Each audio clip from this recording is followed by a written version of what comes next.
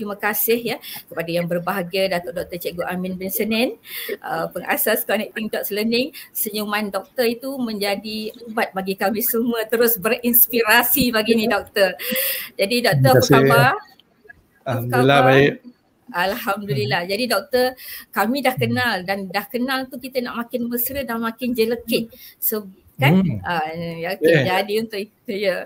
Okey, jadi untuk itu Dr. Rahman, saya bacakan sedikit biodata lah. Okey. Jadi siapa tak kenal ya? Dr. Cikgu Amin. Mesra dipanggil Cikgu Amin. Ya, Cikgu Amin.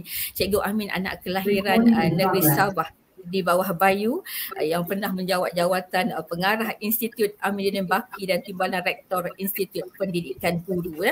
Dan juga apabila kita sebut tentang Dr. Amin, kita pasti akan teringat tentang pelan transformasi kita ya, DTP kita ya, melangkah jauh ya, connecting dots, merangkai titik-titik, merungkai titik-titik ya.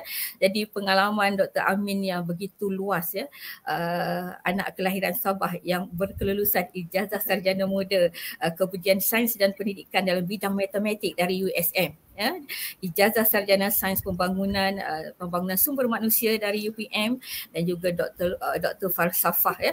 Jadi kita nampak ya bahawa bukan sahaja dari segi itu, tetapi Cikgu Amin telah menelusuri pelbagai perkhidmatan ya.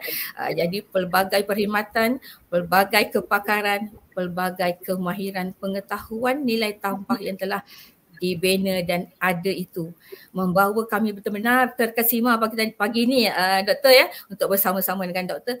Orang kata apa, tak mau dengar cerita lain lah. Sekarang ni nak dengar tutur bicara doktor saja. Jadi nak dengar tutur bicara doktor saja kan. Jadi tanpa melengahkan masa ya, kita serahkan perkongsian kita yang amat bermakna pada pagi ini. Kita nak dengar daripada tuan punya ownernya ya, yang berbahagia Datuk Dr. Amin bin Senin, pengasas Connecting Dots Learning. Jadi teruskan Dr. Amin untuk bersama-sama dengan kami semua. Kami sedia mendengarnya. Ayo warga maya yang budiman, pinjamkan indera dengar, indera lihat, indera jiwa kita semua. Persilakan yang berbahagia Datuk. Okey, silakan Datuk. Terima kasih. Assalamualaikum warahmatullahi taala wabarakatuh.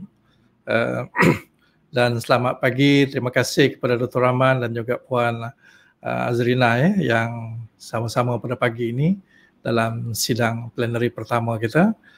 Sebelum saya teruskan, saya ingin ucapkan tahniah kepada seluruh SIAC Plus yang pada pagi ini yang sama-sama menjayakan kolokium SIC Plus Malaysia untuk tahun ini dengan cabaran, kejayaan dan hala tuju.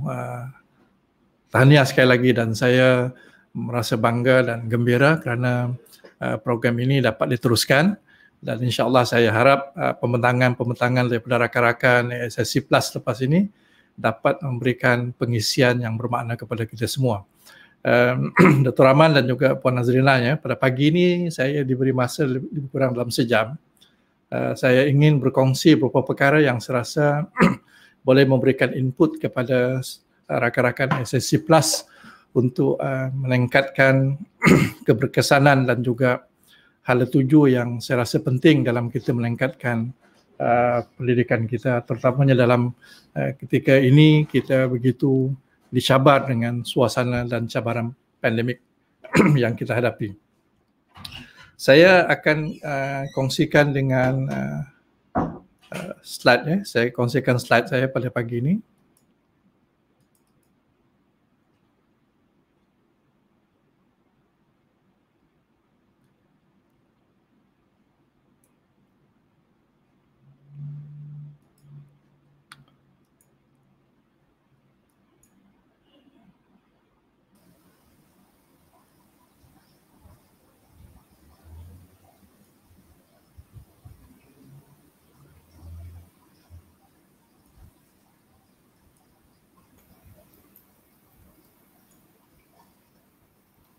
Boleh nampak ke slide tu? Belum lagi kan Datuk? Tak nampak ya? Tak nampak. Saya nak kongsi slide kejap ya.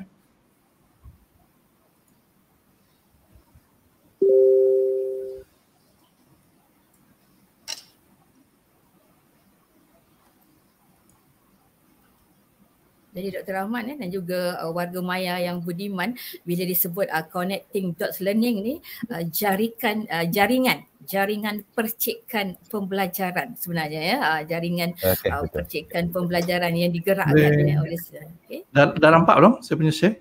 Okey. Okey nampak Datuk. Okey nampak cantik. Alhamdulillah. Okay. Yang ini nampak tak? Okey nampak. Saya punya slide ni nampak okay. Nampak besar ke nampak kecil? Okey nampak cantik Datuk. Boleh. Boleh ya? Boleh besar. Okey ni cantik. Yang ni boleh yang ni okey. Okey cantik. Cantik okey. Cantik. Saya akan banyak menggunakan slide ini dan kalau perlu slide nanti saya akan kongsikanlah kalau diperlukanlah. Alhamdulillah. Terima kasih. Kami sambut terus. Okey, saya ingin berikan himbauan balik sebab pada saya SIC Plus ini salah satu daripada institusi, saya anggap sebagai institusi yang cukup penting dalam sistem pendidikan kita. Saya himbau kembali bagaimana SIC Plus ini ditubuhkan dan juga peranan utamanya. Seperti yang kita tahu, salah satu perkara yang paling penting dalam perubahan pendidikan ini ialah guru.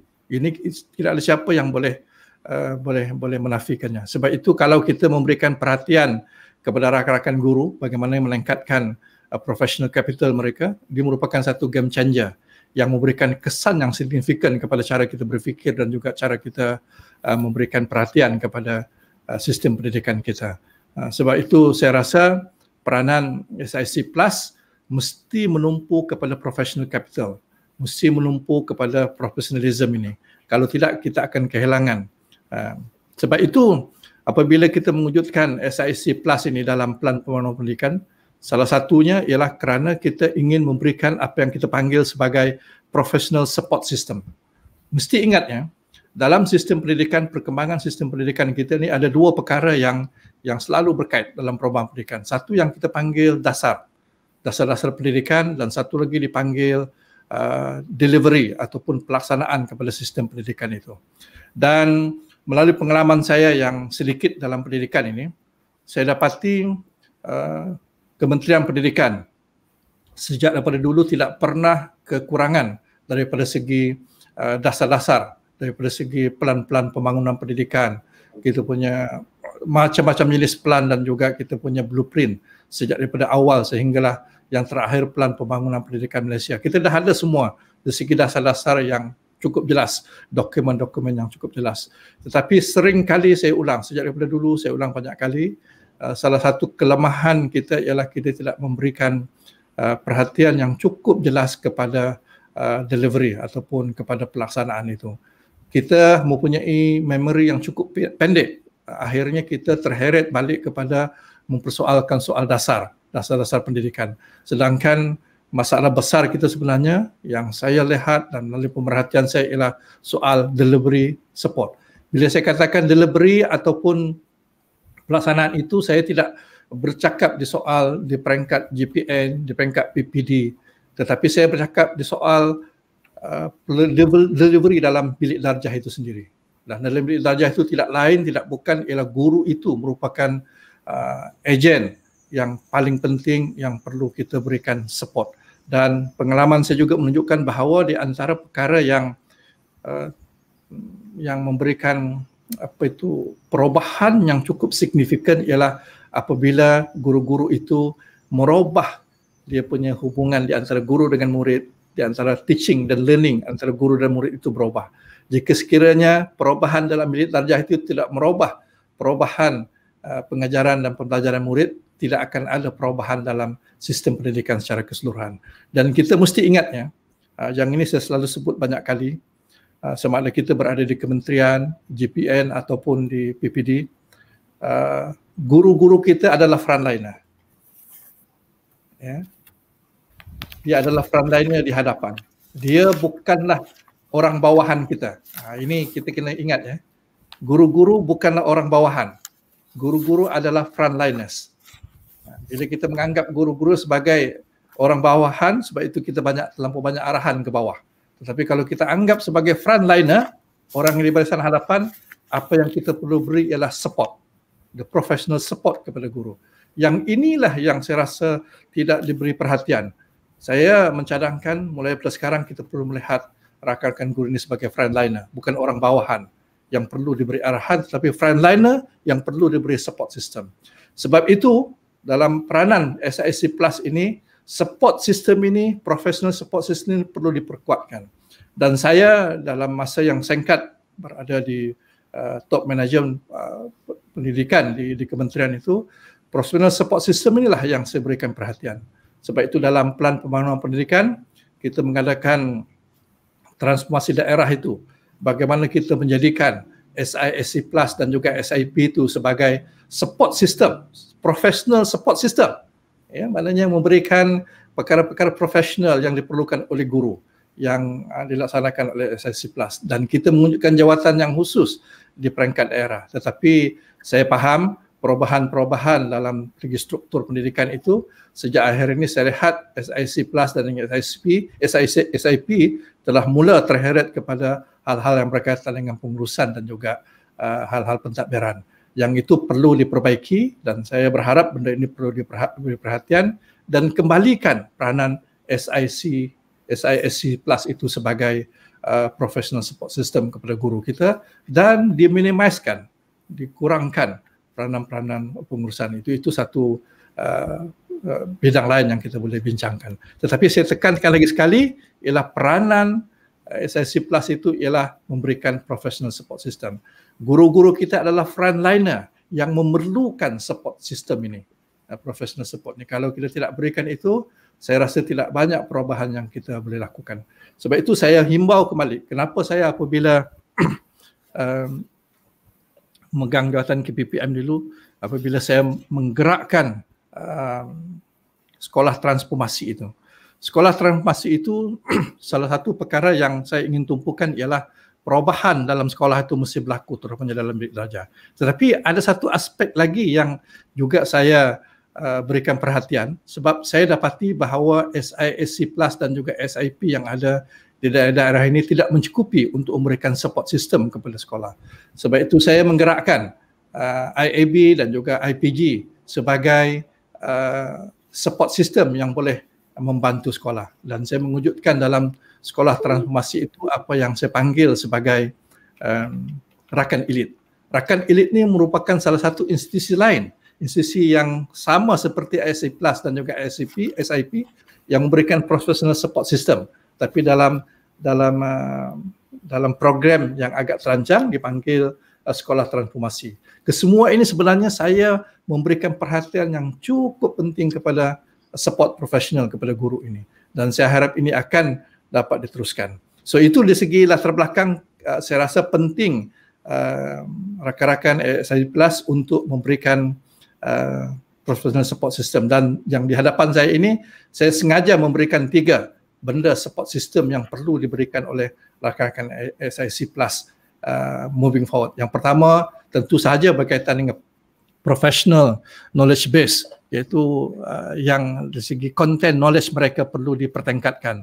Yang ini menjadi peranan kita. Tetapi yang kedua, itu juga saya harap diberikan perhatian oleh rakan-rakan SIC Plus apabila membuat support kepada rakan-rakan guru. Tujuan kita sebenarnya ialah untuk meningkatkan professional autonomy guru. Dan ini very important. Autonomous decision making ataupun professional autonomy guru ini perlu dipertingkatkan. Kemahiran mereka, keyakinan mereka, bagaimana mereka membuat professional judgment apabila berhadapan dengan anak murid mereka dalam konteks ini. Dan ini perlu diberikan kemahiran dan juga keyakinan kepada mereka bahawa mereka adalah orang yang mempunyai autonomi profesional dalam membuat keputusan-keputusan penting yang berkaitan dengan pengajaran pembelajaran. Dan ini juga salah satu bidang yang perlu diberikan support oleh rakan-rakan SISC Plus. Dan yang ketiganya ialah bagaimana rakan SISC Plus dapat memberikan rangkaian yang lebih luas. Dan insya-Allah dalam perbincangan berikutnya saya akan memberikan gambaran bagaimana peer network ini dapat kita laksanakan dengan baik. Dan jika sekiranya ketiga-tiga bidang ini, professional, knowledge base, autonomous decision making dan juga peer network ini kita kukuhkan, mereka akan dapat meningkatkan apa yang kita panggil professional capital mereka sebagai seorang guru. Dan inilah peranan utama yang saya harap dapat dilaksanakan oleh rakan-rakan SIC Plus. Okey, saya ingin timbulkan ini sebab penting dalam saya ingin mengurai yang di bawah tu, peer network itu sebagai asasnya.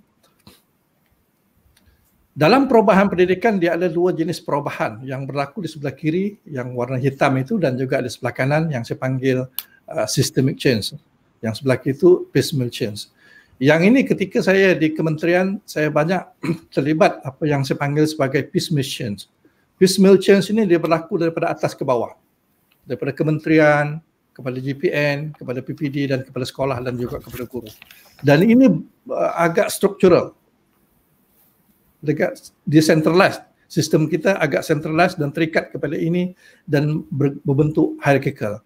Dia bergantung, umpamanya guru bergantung kepada pengetua ataupun guru besar, kemudian sekolah bergantung kepada PPD, PPD bergantung pada GPN dan GPN bergantung kepada KPM dari segi melaksanakan perubahan ini. Dan saya laksanakan ini apabila saya terlibat ini, saya dapati perubahan seperti ini diperlukan tetapi lambat dan memerlukan masa yang panjang. Sebab itu saya sedikit telah melaksanakan apa yang saya panggil systemic change yang di sebelah kanan ini. Systemic change ini sebenarnya apabila saya memulakan istilah connecting dots itu, dalam kepala saya memberikan satu asas cara berfikir bagaimana systemic change itu berubah. Dan selepas saya bersara pun, saya telah menekankan kepada systemic change ini yang dipanggil perubahan secara networking. Guru bantu guru, cikgu bantu cikgu. Dalam konteks kita sekarang ini, SIC Plus membantu rakan-rakan guru kita untuk berubah. Jadi perubahan itu tidak payah menunggu daripada atas ke bawah, tetapi sesama kita melakukan perubahan itu. Dan untuk melakukan perubahan networking ini, yang perlu kita perkukuhkan ialah yang nombor 2 itu, autonomous decision making. Professional autonomy ini kita kena perkukuhkan. Sebab itu untuk melakukan peer networking yang berjaya, perubahan yang mendatar, yang cepat berlaku ini, cikgu bantu guru ini, rakan-rakan SIC Plus perlu meningkatkan keupayaan professional autonomy guru. Sebab hanya dengan keyakinan mereka membuat perubahan yang mereka lakukan dalam darjah itu, perubahan sistemik ini akan berlaku. Sebab dia berbentuk cultural, tidak payah tunggu perubahan struktural daripada atas ke bawah. Sesama kita boleh melakukan perubahan ini. Dan kalau kita boleh gabungkan kedua-dua ini, perubahan daripada atas ke bawah dan juga perubahan networking kita gabungkan, insya-Allah perubahan dalam pendidikan kita akan lebih cepat berlaku. Dan inilah yang saya harapkan dan saya impikan akan berlaku dalam masa yang ke depan ini.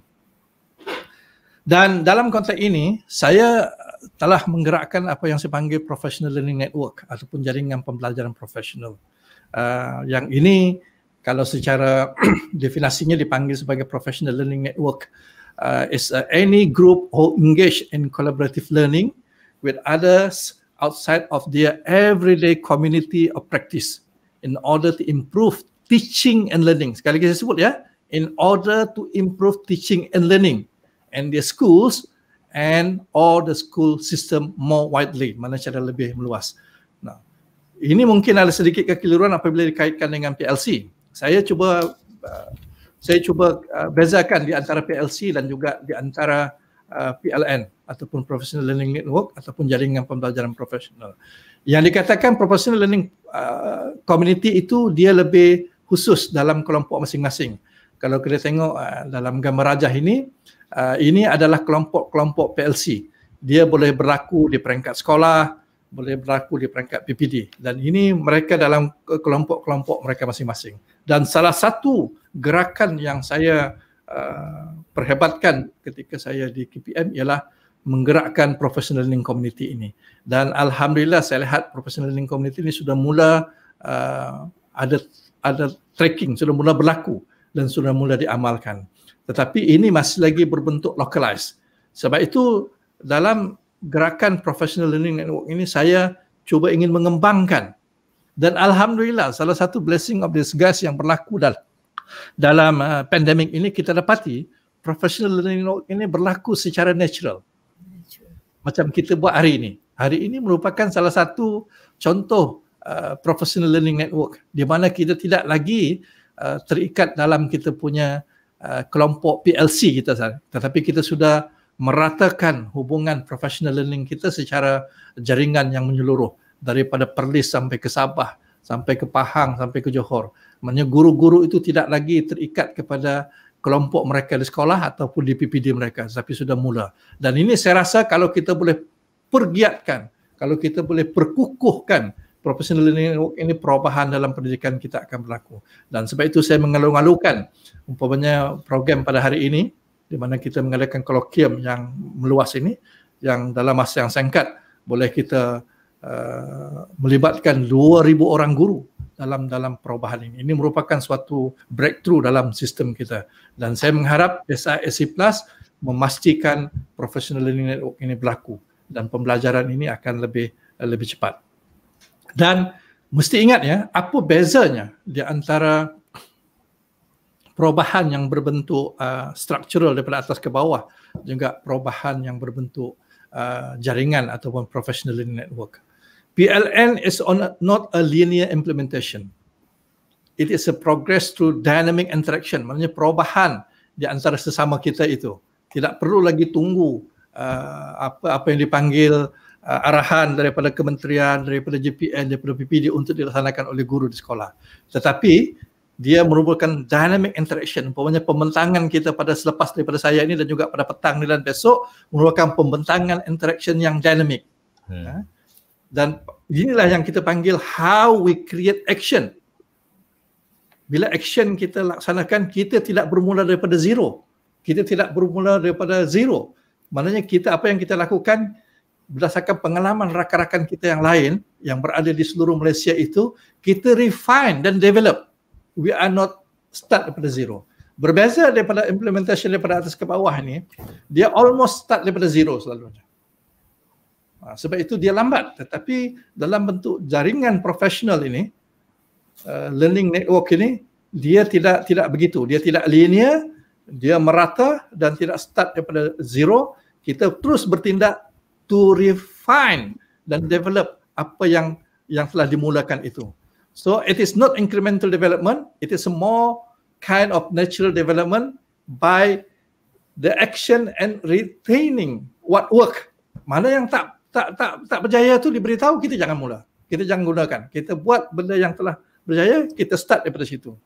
So maksudnya you don't have to start fresh every time bila you intersect a new ideas. Sebab inilah asas kepada professional learning network, cikgu bantu cikgu yang kita laksanakan. So mudah-mudahan professional learning network ini dapat diperkukuhkan oleh SISC Plus yang ada pada pagi ini. Mudah-mudahan perubahan ini akan berlaku. Now, this is the first part. Saya kena cepat ni sebab ada 2-3 benda yang saya rasa penting saya ingin kongsikan dengan tuan-tuan dan puan-puan. Okey. Saya pada pagi ini saya tidak akan bincang hal yang berkaitan dengan kemahiran, coaching, mentoring dan sebagainya. Yang itu rakan-rakan SISC Plus lebih pakar daripada saya dan boleh dapat kepada mereka yang lebih pakar. Tetapi pada pagi ini apa yang saya ingin kongsikan ialah bagaimana rakan-rakan SISC Plus dapat memberikan fokus dari segi konten ataupun bahan yang mereka boleh manfaatkan dan kongsikan dengan rakan-rakan guru yang ada di luar sana. Dan melalui pemerhatian saya, rakan-rakan guru kita dan termasuk kita di semua peringkat, kita menghadapi apa yang saya panggil clutter ataupun lawan kepada clarity ini. Kita ada kesamaran, kita ada kekeliruan dan macam-macam disebabkan kerja kita yang banyak. Umpamanya SISC Plus sekarang ini dia ditimbul soal kekeliruan ini apabila telah mula soal-soal profesional dan pentadbiran itu dilonggokkan sekali. Maknanya bila kita menghadapi kesamaran, kekeliruan ini, perkara yang paling jelas yang berlaku dalam kerja buat kita ialah kita kehilangan priority.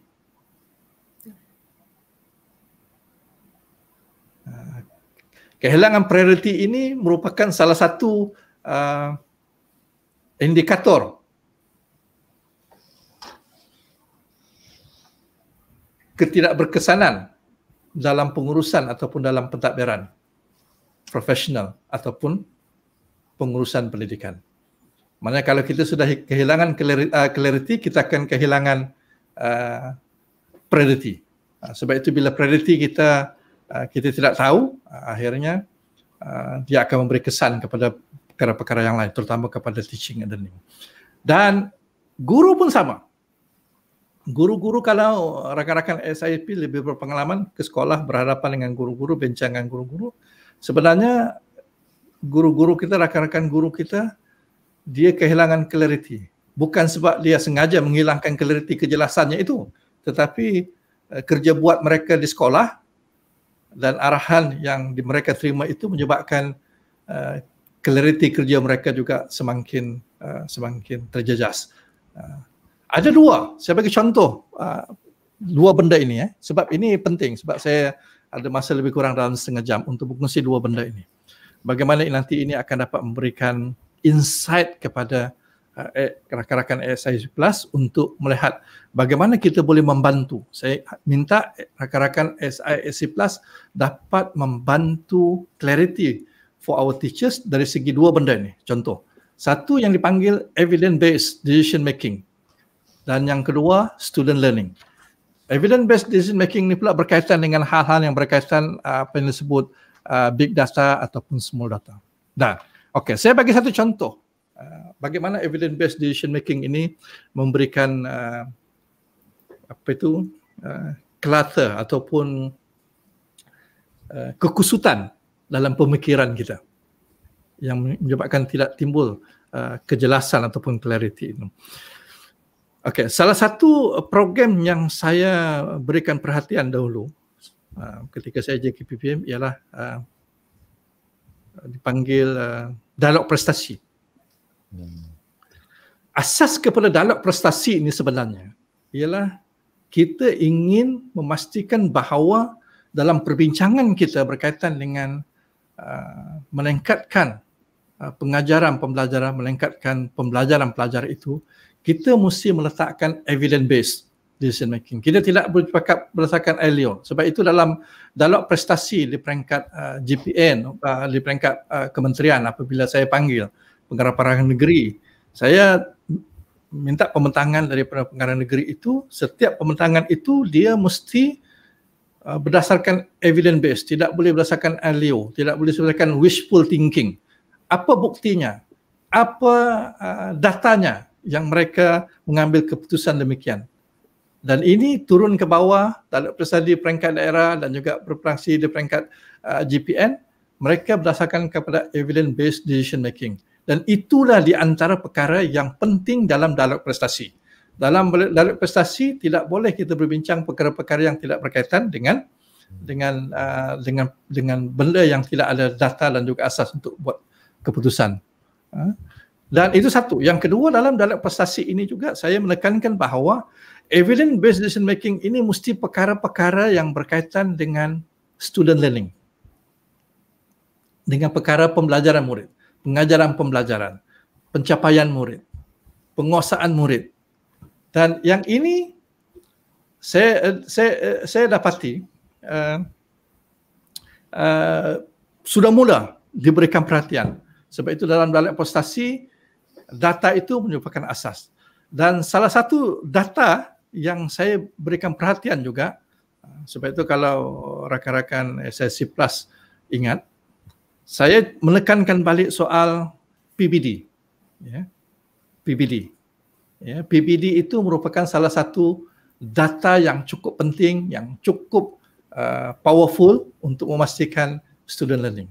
Nah, sekarang ni, saya melalui pemerhatian saya, sudah timbul kekeliruan di antara penggunaan. Kita sudah mula menggunakan evidence-based, data-data apabila kita buat keputusan, tetapi kita sudah mula keliru, daripada atas ke bawah kekeliruan kita ini, beza di antara big data dengan small data.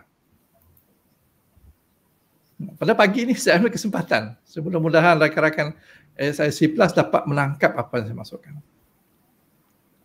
Saya bagi contoh big data. Apabila kita memulakan plan pembangunan pendidikan, alhamdulillah saya terlibat secara langsung apabila mengetuai PMO bila kita melakukan memulakan plan PIPP, plan pembangunan pendidikan Malaysia itu. Salah satu masalah besar pada kita pada ketika itu, kita tidak mempunyai big data. Kita tidak mempunyai data menyeluruh dan quite difficult untuk kita memulakan kita punya baseline untuk kita bertindak ke depan. Dan salah satu contoh big data yang kita gunakan untuk kita formulate kita punya plan pembangunan pendidikan itu ialah kita menggunakan PISA. PISA adalah salah satu contoh big data. Sebab itu kalau kita pergi OECD, data-data PISA itu telah dijadikan sebagai GPS negara-negara untuk menentukan status di mana negara itu dan bagaimana dia boleh meningkatkan. So, itu adalah salah satu ciri penting big data. Dia besar dan berbentuk dia tidak berbentuk snapshot, dia berbentuk jangka panjang dan dia boleh tengok pattern. Data ni dia tengok pattern, big data dia tengok pattern dan kita boleh moving forward. Tetapi salah satu kita mesti ingat big data ini dia selalu berkaitan dengan yang ini. No, saya nak bincangkan ini di antara big data dan small data. Okay. Big data has certainly proved useful for global education reform by informing us about correlation that occurred in the past. Contohnya macam PISA. PISA itu dia menggunakan keputusan-keputusan yang lalu berdasarkan kepada dia punya survey dan sebagainya, itu telah berlalu. But to improve teaching and learning, it is important to pay more attention to small data. Small data ini maksudnya to the diversity and the beauty that exists in every classroom. Small data ni hanya boleh dikutip oleh guru apabila dia berhadapan dengan anak muridnya. Dan small data inilah yang memberikan kesan langsung. Dipanggil impact langsung yang berlaku sekarang. Causation that reveal and the present. Dia bukan the past. Sebab itu di antara big data dengan small data itu ialah bagaimana small data itu adalah kesan langsung di antara guru dengan murid. Kita tidak payah tunggu untuk mendapatkan big data untuk melakukan perubahan. Kita tiap hari berhadapan dengan anak murid kita yang kalau kita berada dalam keadaan biasa, kita tahu anak murid mana. Kalau dalam keadaan biasa itu dalam classroom, anak murid mana yang lapar, anak murid mana yang sedih, anak murid mana yang sakit. Tak payah tunggu kumpul data tu sampai hujung bulan, bagi tahu pengetua ataupun guru besar, okey di kelas saya setiap hari ada 10 orang murid lapar contohnya. Kemudian baru nak rancang. Pada saya rasa itu satu benda yang tidak praktikal. Small data tujuannya kita kesan terus buat perubahan. Murid lapar bagi makan terus sambil tindakan. So jadi itu dimaksud small data. Beza di antara big data dengan small data. Big data ini selalunya diperlukan dari segi pengurusan perancangan dasar untuk moving forward secara itu. Tetapi big data sahaja tidak boleh melakukan perubahan dalam pendidikan. Jangan terlalu obses dengan big data sebab yang melakukan perubahan dalam pendidikan itu the small data. Small data itu yang dilakukan oleh guru dalam didik darjah. Dan sebab itu apabila saya memegang jawatan KPPM, salah satu perkara yang saya berikan keutamaan untuk memastikan perubahan dalam sistem pendidikan itu berlaku bergantung kepada small data, saya menekankan kepada pentaksiran bilik darjah.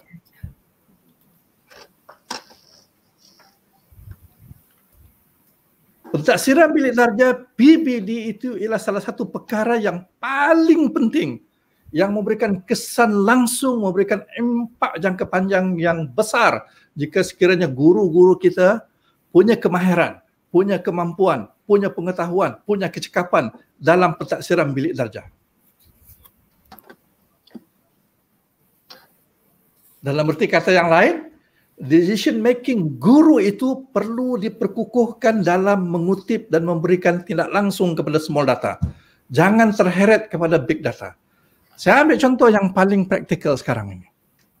Kalau saya tanya rakan-rakan SIC yang ada di hadapan sekarang, apabila berlaku dalam pandemik ini, salah satu pemikiran besar kita ialah daripada kementerian sampai ke bawah, kita mewujud apa yang kita panggil sistem PDPR. Sistem pengajaran pembelajaran dalam bilik darjah yang hari-hari pengetua, guru-guru dan juga guru besar mengisi dalam sistem PDPR. Pertanyaan saya, bagaimana sistem PDPR ini dapat merubah, membantu profesional guru yang berhadapan dengan murid setiap hari? Kita ambil kutip murid yang masuk Google Classroom setiap hari, guru yang mengajar setiap hari. Tapi bagaimana data dalam SPDPR ini dapat membantu kita untuk meningkatkan keberkesanan guru berhadapan dengan anak murid dia dalam Google Classroom dan juga dalam hubungan mereka setiap hari. Dan saya menganggap SPDPR ini lebih berbentuk kepada big data.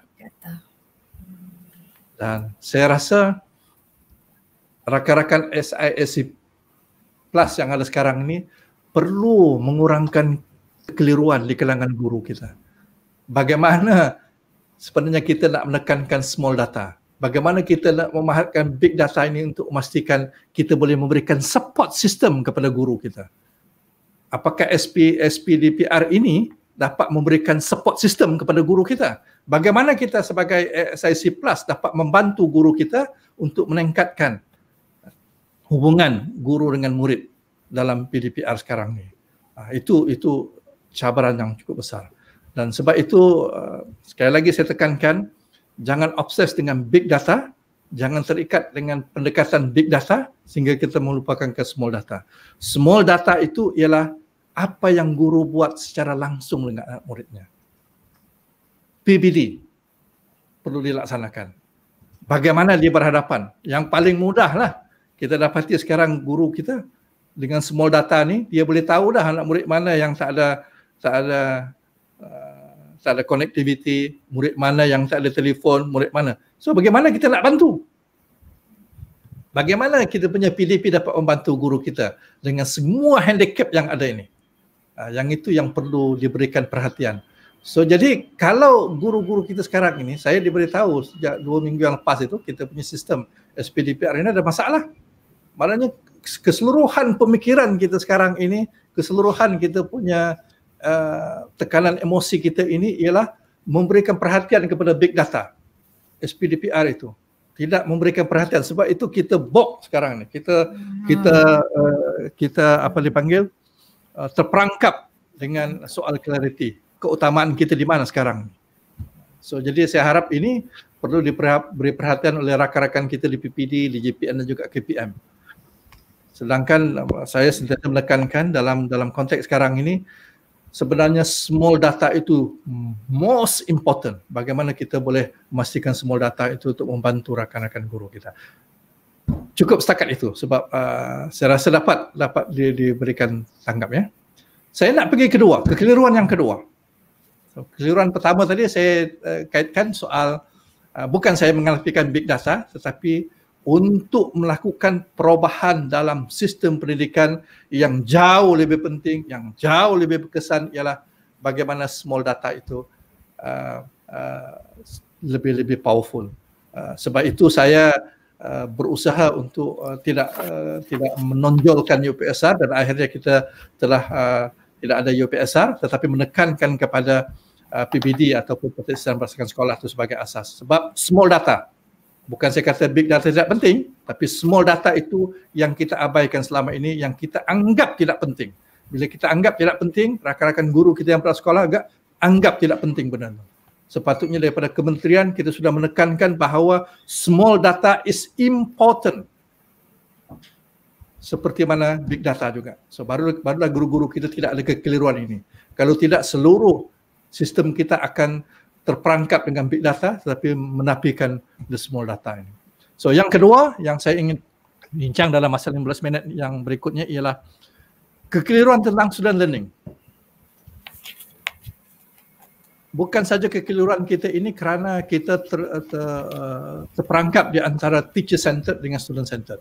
Yang ini juga saya ingin berikan sedikit pandangan bagaimana kita menghadapi kekeliruan kita berhadapan dengan teacher centered dan student centered ini.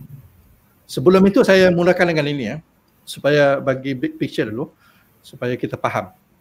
Dalam mana-mana sistem pendidikan, bila kita membincangkan soal pendidikan ini, dia berkaitan dengan knowledge and learning. Dua elements, dua unsur ini jika tidak ada dalam pendidikan, mana pendidikan tidak berlaku. Kalau kita menekan ada knowledge tapi tidak ada learning, education doesn't happen.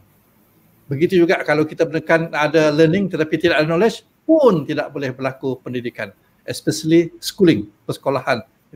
Sebab itu dalam pendidikan dua elemen ini penting. So bagaimana dua elemen ini berkaitan? Saya beri perhatian ini supaya rakan-rakan SIA Plus faham ya. Bila kita bincang soal knowledge, dia berkaitan dengan structure of knowledge yang saya akan kaitkan nanti dengan process of learning. Kaitan di antara knowledge and learning ini ialah structure of knowledge dan juga process of learning. Dalam structure of knowledge ini, untuk memudahkan kefahaman ya, saya menggunakan operasi dari segi structure ini ialah data, information, knowledge, insight dan juga wisdom. So dia punya urutannya seperti itu. Dan data ini banyaklah, sebab itu data ini saya tidak boleh huraikan banyak. Kalau komputer itu banyak data. Tetapi data-data itu kalau kita kaitkan di antara satu data dengan data, dia membentuk maklumat, information. Umpamanya laporan tahunan, laporan statistik, itu semua berbentuk information. Tetapi dia tidak bermakna information itu berguna kepada kita. Laporan kewangan bank yang tidak ada kaitan dengan kita tidak berguna kepada kita. Walaupun dia maklumat itu cukup sistematik tetapi tidak berguna kepada kita. Yang berguna kepada kita apabila kita beri makna. Dia akan menjadi knowledge. Data information yang diberi makna itulah yang menjadi knowledge.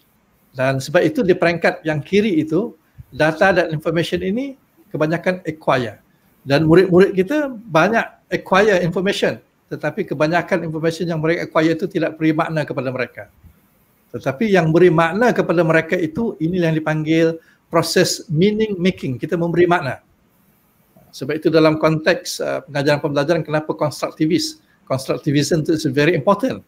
Konsep constructivism itu, we cannot transfer knowledge, tetapi kita boleh transfer understanding. Kan? Bila murid itu understand, faham. Dia bila understand, maknanya dia dapat bermakna, oh itu maknanya, itu maksudnya. Yang ini yang kita perlu tekankan dalam constructivism punya pendekatan, memberikan makna kepada murid. Sebab itu apabila kita memulakan kita punya design pengajaran pembelajaran kita, ingat tak dulu kita akan bermula dengan pengetahuan sedia ada. Pengetahuan sedia ada itu maknanya pengetahuan yang bermakna kepada dia, bukan maklumat. Sebab kita tidak boleh bermula dengan maklumat yang dia ada. Sebab maklumat yang dia ada itu tidak bermakna kepada dia. Tapi kita mesti bermula dari pengetahuan bermakna yang dia ada. What is dia punya basic knowledge yang dia ada, baru kita boleh moving forward. Sebab itu proses meaning making ini very important. Dan dalam sistem pendidikan kita perlu menekankan soal meaning making ini. Dan pergi ke kanan, the transfer of knowledge, application of knowledge ini juga higher thinking skill. Sebab itu insight, kalau tengok yang kuning itu, dia insight tu maknanya dia boleh menyelesaikan masalah-masalah yang tertentu saja. Macam masalah matematik dalam problem solving, dia boleh selesai masalah tu. Maknanya ini dipanggil dalam konteks processor planning dipanggil near transfer. Maknanya dia boleh transfer yang dekat saja. Dalam soal mata pelajarannya ataupun topik tertentu, dia boleh apply knowledge ataupun pengetahuan bermakna itu untuk menyelesaikan masalah itu. Very localized dan very very segmented.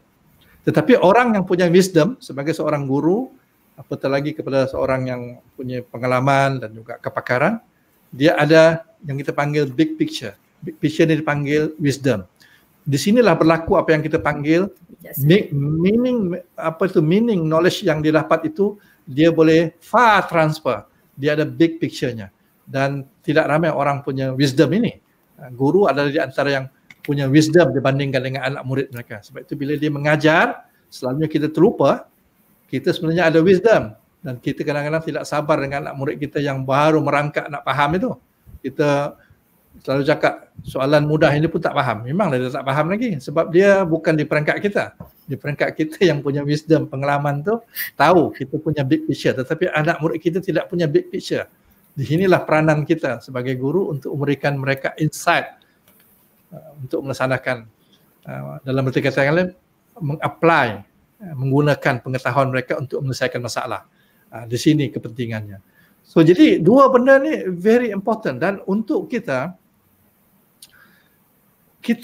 perlu memberikan the meaning making untuk pengajaran bermakna ini kepada anak murid kita. Dan barulah kita boleh dapat mengaitkan di antara knowledge dan juga learning. Nah, yang ini saya ambil ringkas ya. Dalam sistem pendidikan kita, education itu dia ada informal, formal dan non-formal. Sebenarnya schooling itu dia formal, kita ada curriculum, kita ada pedagogi dan sebagainya. Tapi kebanyakan hidup kita banyak dalam non-formal juga informal. Informal sebelum kita masuk sekolah. Yang ini banyak. Dan ketika kita berada di umur 17 tahun ke bawah ataupun 23 tahun bila kita masuk di universiti itu, kita sebenarnya yang perlu kita tekankan ialah learning to learn, kemahiran untuk belajar.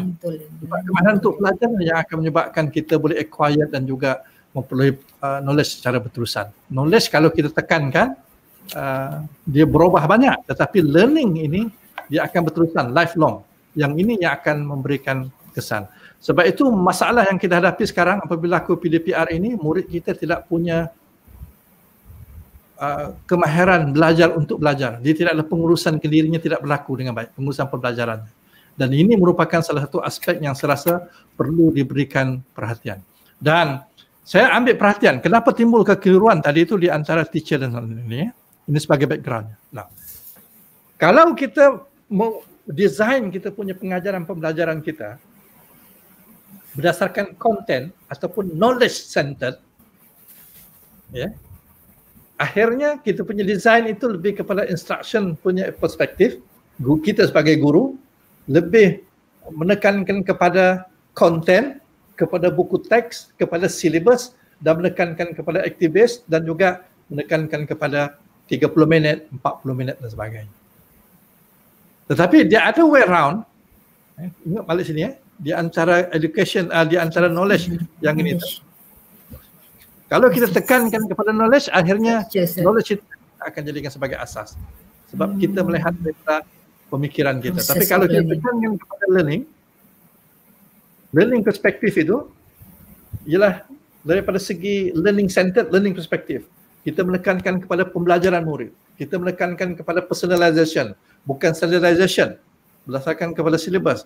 Kita lebih kepada macam mana kita nak explore the content dan kita tidak terikat dengan time bound. Sebab itu dalam konteks PDPR yang sekarang ini, saya sebenarnya lebih cenderung untuk kita terikat dengan learning centered, bukannya content centered.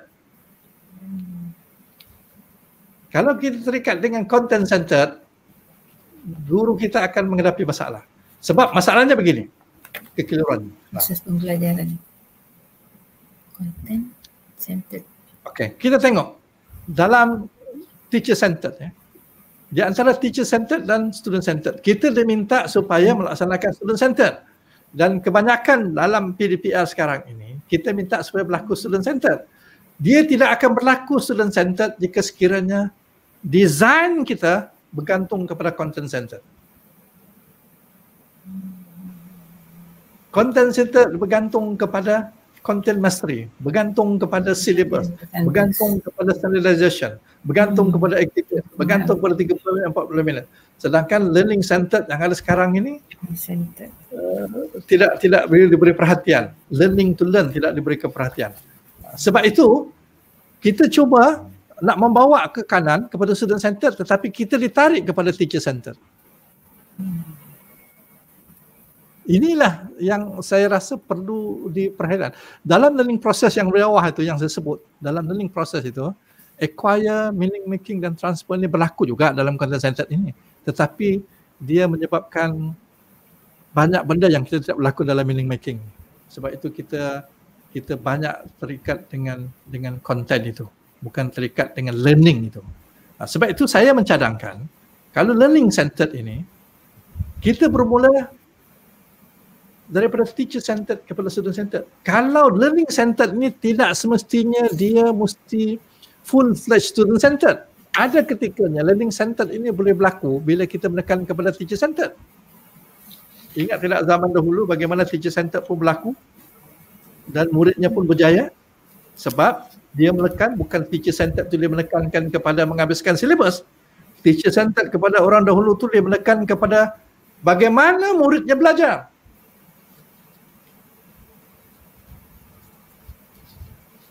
Jadi learning centered ini cara kita design itu learning pembelajaran murid walaupun pendekatan kita teacher centered. Tetapi idealnya ialah learning centered ini akan, terutama pada zaman sekarang ini, kalau kita boleh membawa ke kanan. Tetapi secara kajian menunjukkan bahawa tidak mudah untuk kita mula daripada teacher centered kepada student centered. Sebab ada kajian menunjukkan kalau dari segi cara berfikir kita, masih lagi kita punya paradigm, the mental model kita dalam teacher centered, dia tidak boleh membawa kita kepada student centered. Yang ini banyak berlaku dengan negara-negara yang dunia ketiga, yang berada dalam dunia ketiga, terutama dalam negara yang melakukan central bukan decentralized, yang centralized punya sistem. Guru-gurunya amat terikat kepada content centered, dia terikat kepada teacher centered. Tidak mudah, banyak cabaran-cabarannya untuk dibawa kepada student centered. Sebab itu dalam konteks kita ini, kita hanya boleh mengatasinya kalau kita tidak terikat kepada content centered tetapi menekankan kepada teacher learning centered. Sebab learning centered ini lebih fleksibel, dia masih boleh menggunakan teacher centered dan boleh bergerak kepada student centered sedikit demi sedikit. Dan inilah juga yang saya sedang lakukan sekarang ini dengan beberapa orang rakan untuk the operational framework ini. Kita telah mengadakan apa yang saya panggil sebagai learning centered design. Kita ada modul kita learning centered by design, bukan secara kebetulan, mesti direka bentuk. Learning centered itu tidak kebetulan. Dan dia ada tiga konteksnya, kita panggil deep learning, macam mana kita contextualize curriculum, dan juga mana kita learning design. Sebenarnya ciri-ciri telah kita masukkan sebahagian dalam sekolah transformasi punya program, tetapi kita tengah repack balik untuk menghasilkan learning centered by design untuk membantu guru-guru dalam konteks PDPR dan juga new kind of learning yang akan datang ini. So dalam deep learning, contextualized curriculum dan juga learning design ini yang kita gerakkan dalam kita punya connecting.learning ini. Ada modulnya, keseluruhannya adalah 5-6 modul untuk memastikan kemahiran guru-guru kita untuk melaksanakan apa yang kita panggil learning centered by design. So jadi saya ingin rumuskan balik saya punya perbincangan itu. Clarity kepada guru itu pertama ialah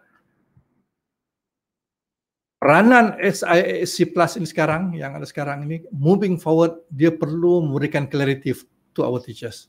Dua contoh yang saya bagi contoh ialah bagaimana kita kena bezakan di antara big data dan small data. Kita kena beri perhatian kepada guru-guru kita supaya memberikan penghargaan yang cukup tinggi kepada small data. Sebab perubahan dalam pendidikan ini, tengoklah literature di mana pun, dia banyak bergantung kepada small data yang dimanfaatkan. Bukan kepada big data, tapi small data. Sebab perubahan itu berlaku dalam bilik darjah itu. Yang kedua, saya juga ambil contoh bagaimana kita jangan terikat kepada either way. Dalam design teaching and learning ni, kita jangan sekali-sekali menggunakan pendekatan hitam putih. Either this or this. Jangan menggunakan sama ada teacher centered ataupun student centered. No. Sebab itu untuk mengatasi masalah black and white ini, saya mencadangkan pendekatan learning center. Sebab learning center ini lebih versatile, dia boleh membawa guru daripada teacher centered kepada student centered. Tetapi kalau kita bergantung kepada content centered, kita akan ditarik either ke kiri atau ke kanan. Ini yang menyebabkan banyak kekeliruan, banyak kesamaran, kusutan dalam pemikiran rakan-rakan guru kita. Jadi peranan rakan-rakan SIC Plus ialah untuk memastikan desain kita adalah desain yang bergantung kepada learning centered. Barulah kita boleh menekankan kepada meaning making dan juga transfer dari segi pengajaran kita. So jadi terima kasih sekali lagi kepada semua rakan-rakan SIC Plus. Terima kasih kepada Dr. Rahman dan juga Puan Azrina yang bersama saya pada pagi ini. Mudah-mudahan perkongsian saya ini dapat memberikan panduan untuk meningkatkan rakan-rakan SIC Plus dalam membantu rakan-rakan guru kita. Sekian, terima kasih.